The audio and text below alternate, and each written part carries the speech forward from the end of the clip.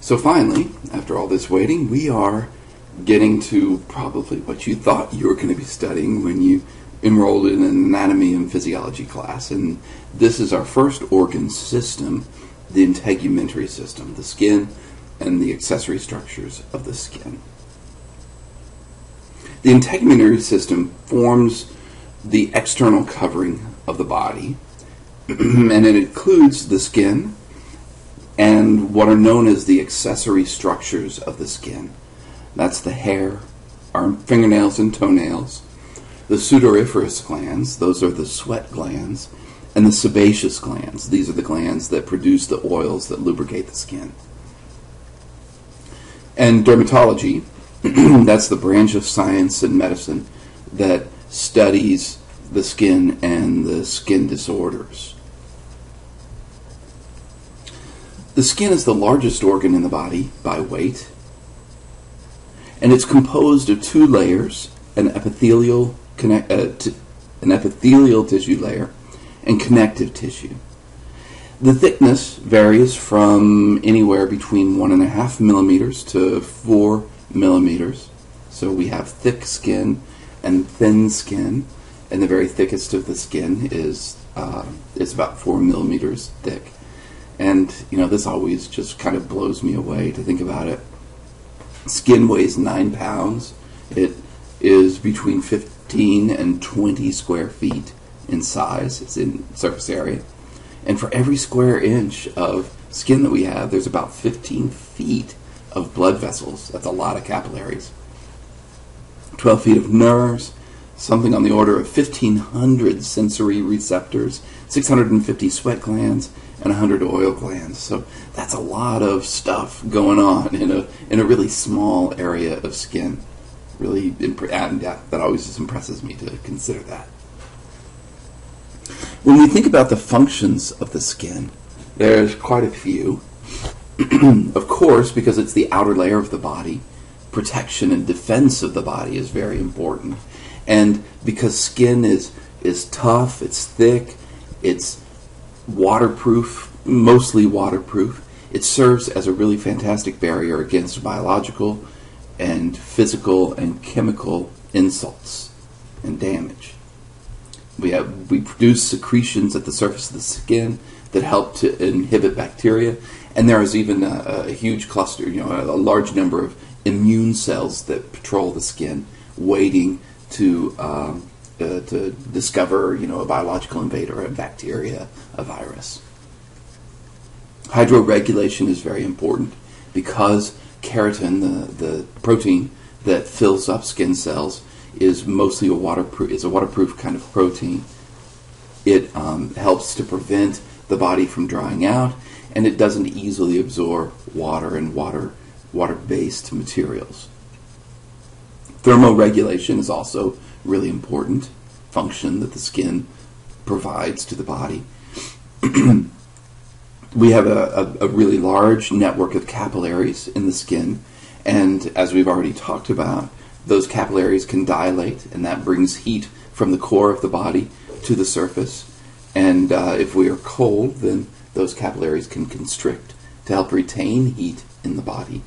And then, of course, there are the sweat glands associated with the skin, and they produce a thin, watery sweat that, as the heat from the capillaries that the capillaries are bringing to the body's surface, as that heat comes, then it evaporates the sweat, and that provides a great cooling, a really intensive cooling function to the skin. Excretion of waste also occurs at the skin. We can rid the body of excess water, of some excess salts, and of small quantities of metabolic wastes. So there is some urea and uric acid in the sweat that we produce. We do a lot of sensory reception at the skin. We can feel touch and deep pressure, so light touch, deep pressure. Pain is detected in the skin. Heat and cold all have sensory receptors there in the skin. And of course, there are some areas of the skin that even have higher concentrations of touch receptors and are thus more sensitive to stimuli, like the palms and fingertips. The lips are especially sensitive, the soles, and the skin that covers the external genitalia. There's also a lot of chemical production that occurs in the skin. Vitamin D is produced in the skin. The precursor is made by cells in the digestive system, and then then UV light will activate the cells to become vitamin D as these precursors travel through the blood vessels that are in the dermis. We produce melanin, that's a pigment that colors the hair and skin and eyes.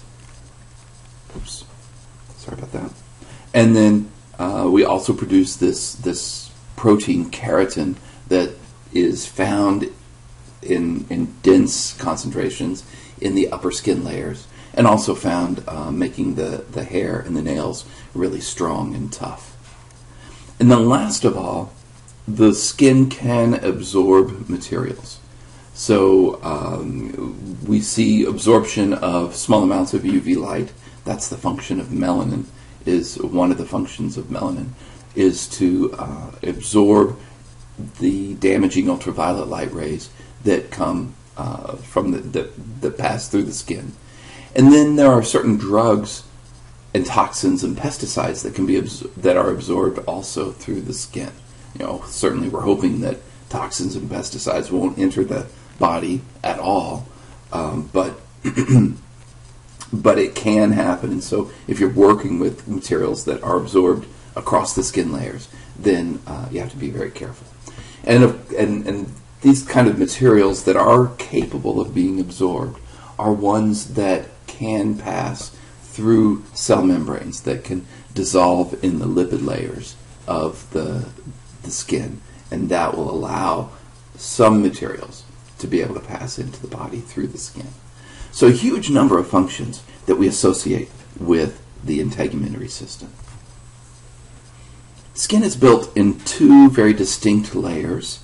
Very easy to see when you look at skin under the, a slice through the skin under the microscope. So here we have the skin surface, and you can see that the cells at the skin surface are flaking away and coming away from the skin. The uppermost layer, that's this one here, everything above the red line that I'm drawing, that is the epidermis. It's the epithelial tissue of the skin. It's superficial, and it's built of a stratified squamous epithelium. And so these are layers and layers and layers of skin cells there. And as with all epithelia, the epidermis is avascular. No blood vessels found there. The dermis is deep to the epidermis, and it is a tough, leathery connective tissue with collagenous and elastic fibers in it. It's a dense, irregular connective tissue. Lots of collagenous fibers so that the dermis is strong, and it's the dermis that that we tan and make into leather. So I mean, certainly not human dermis. I hope not, at least. And but when we tan cowhide, it's the dermis that gives leather its toughness. And then elastic fibers there allow it to have some give, some stretchiness. And it is highly vascularized, the dermis is. And in fact, the blood vessels in the dermis can hold up to 20%, I'm sorry, 20%, 5%, I don't know where 20% came from, can hold up to 5% of the total blood supply. Deep to the dermis is another layer. It's the subcutaneous layer. It's not considered part of the skin, but this is really the only place in the book that the subcutaneous layers are brought up. Sometimes referred to as the hypodermis, hypo meaning below the dermis. It's composed of areolar tissue and adipose tissue. Remember, areolar can convert to adipose tissue. So it's composed of areolar tissue that does the binding, that binds the upper layers, the skin, to the underlying layers, usually muscle. and there is a fair number of, or a fair amount of adipose tissue in the subcutaneous layer as well, and that helps to insulate the body, to help keep the body from either getting too much warmth coming from the the external environment, or of maintaining warmth inside the body. And it also provides a pathway, a route for major blood vessels to make their way up into the dermis and to travel around the body. So it's just this loose connective tissue that has space in it for the blood vessels to pass through. So we're going to look now at the epidermis, and we're going to look at the cells that make up the epidermis.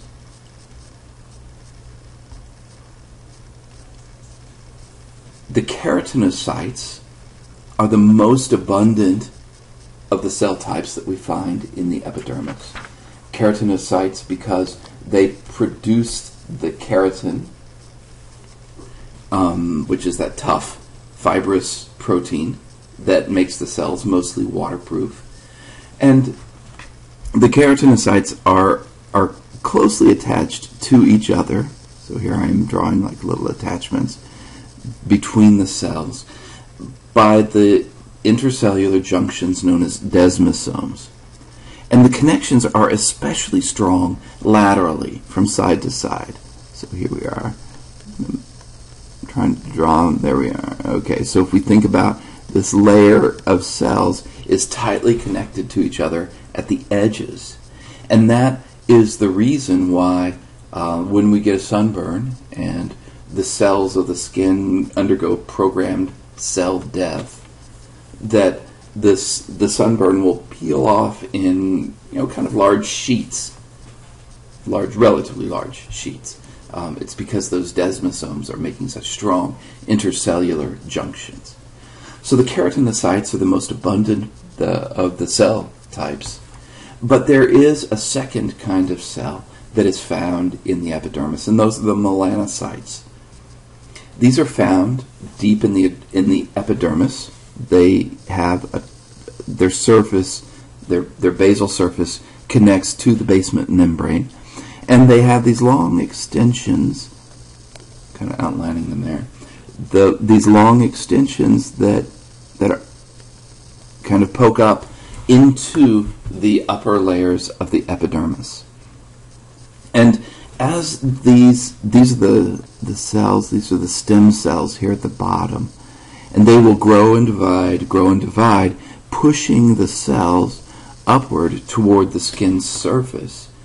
And as the keratinocytes swarm past those long extensions of the melanocytes shed these little packets of, it's a plasma membrane surrounding a cluster of melanin molecules, and they're referred to as melanosomes. I've heard it also pronounced melanosomes. So melanosomes or melanosomes, however you want to say that, are shed from the melanocyte, and then they're taken up into the keratinocyte. And interestingly, if this is a keratinocyte here, and here's the nucleus, so it's getting a little squamous now, it's flattening out. When it gets some melanosomes delivered to it, it will take those melanosomes and arrange them preferentially above the nucleus. And so this creates a dark layer above the nucleus that when UV light comes and penetrates the skin, rather than passing through the melanosomes will absorb that light, and the energy gets absorbed before the energy can get to the DNA that's in the nucleus and damage the DNA. So the value of having these melanosomes in the keratinocytes is that they will absorb the harmful UV radiation that would be coming along and potentially causing mutations, changes to occur in the keratinocytes or in the basal layer of the keratinocytes. So huge value to having these melanosomes. We'll talk more about melanocytes later on in the chapter, so I'm going to save most of the information that I have to say about them until then. But I will say a couple things more about melanocytes. The first is that regardless of skin color, whether a person has really dark skin or really, really light skin, regardless of skin color, the number of melanocytes that a person has are, roughly constant across people. So we all have approximately the same number of melanocytes. Excuse me, I'm having a hard time saying that this morning. We all have the same number of melanocytes in our skin, regardless of what color our skin might be. But people do have very different skin tones, and so that is all, the color of our skin is all under genetic control. And what makes the differences in the skin colors that we can observe in people is how active the melanocytes are.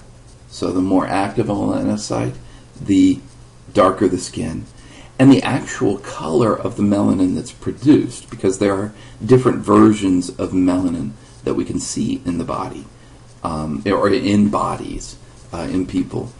Some people make a version called pheomelanin that's very blonde or reddish colored.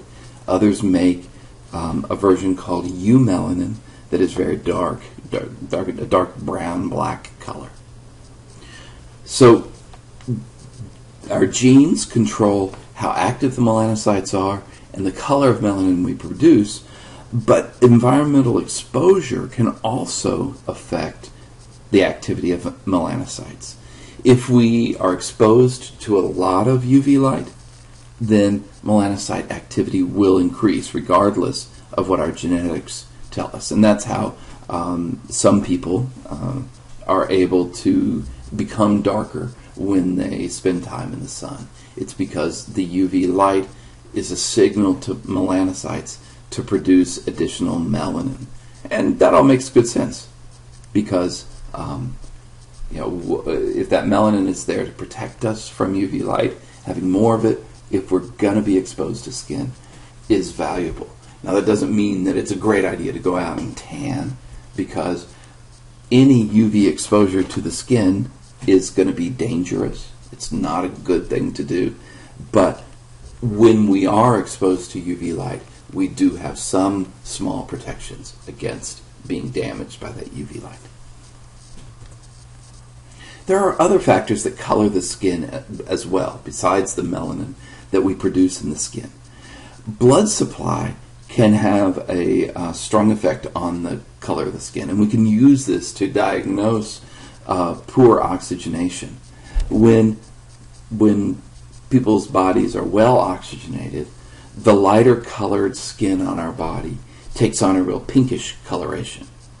If, on the other hand, the body is poorly oxygenated, then the skin will take on a bluish color, often referred to as cyanosis. Cyan is the color blue. That's another word for the color blue. So cyanosis means you've become blue, and it is an indicator of poor oxygenation in the body. When we get hot and the blood vessels become dilated, then lighter colored skin will become pinkish, and darker colored skins just get even darker. As the vessels in the skin become constricted, if we're cold especially, then the skin becomes paler. Fear can also do that. And so blood supply affects skin coloration. And you can look at the color of the nail beds to get a little bit of a sense of the oxygenation level of the skin, because we can see through the whitish keratin to see the pink underneath our nail beds. Carotene, not to be confused with keratin, but carotene is a yellow-orange pigment produced by plants, and it is preferentially held in the skin And so if you eat a lot of the vegetables that produce this color, and so when I say vegetables, I'm talking about squashes like pumpkin and yellow squash, and so the squashes, the also sweet potatoes, and of course carrots, where carotene gets its name. So if you eat any of these orange and orange yellow vegetables, then the skin cells are going to preferentially store up this carotene, because they'll use the skin cells, or use the carotene. The skin cells will use the carotene to produce vitamin K, which is an important supplement or important vitamin to skin health. And so we can see if you overeat carrots. I actually had a student one time tell me a story about how she had gotten a juicing machine, and she really got into juicing carrots and was drinking a lot of carrot juice. And she said her skin took on she said it was a lovely orange color. It cracked me up. So you can kind of see in the two hands there in the picture, you can see the orangish hand of a person who's been consuming probably lots of carrots or some other yellow-orange vegetable. There are also skin conditions that can change the pigment or the coloration of the skin. Jaundice is one. It's an accumulation of yellow pigment materials in skin cells that build up as liver dysfunction occurs. So if the liver begins to be unable to remove wastes from the body, if it especially the wastes that occur as we break down red blood cells, then jaundice will show up. Jaundice also occurs in little infants directly after being born, because the body realizes, hey, we don't need all the red blood cells that we needed when we were inside the uterus. And so it begins to kill off the red blood cells at such numbers that the liver cannot. It's not because the liver isn't functioning properly, but the liver is overwhelmed by the number of red blood cells it has to remove some of the materials that made those blood cells. And so it takes it a while for it to catch up. And so little babies can become jaundiced as well. And so I've got a picture. I think this is a real picture. I can't confirm that, but I think it's a real picture of an older gentleman who is severely jaundiced. So he's got some liver malfunction going on. Albinism is a genetic condition that changes skin coloration. People who deal with albinism produce or have melanocytes, but the melanin that they produce is non-functional, and so it doesn't do its job of providing pigment to the skin and to the hair and the eyes. And so the signs of albinism are really pale skin, whitish hair, and an unpigmented iris in the eye. It leaves the iris with a little bit of a pinkish color because of all the blood vessels that are found there, rather than having blue or brown or green eyes covering over the reddish, pinkish caused by the blood vessels. Okay, so there you've got it. The introduction to the skin, a little bit of a look at the tissues that make up the skin, and then a brief conversation on what it is that causes coloration of the skin. So any questions, be sure to contact me during office hours.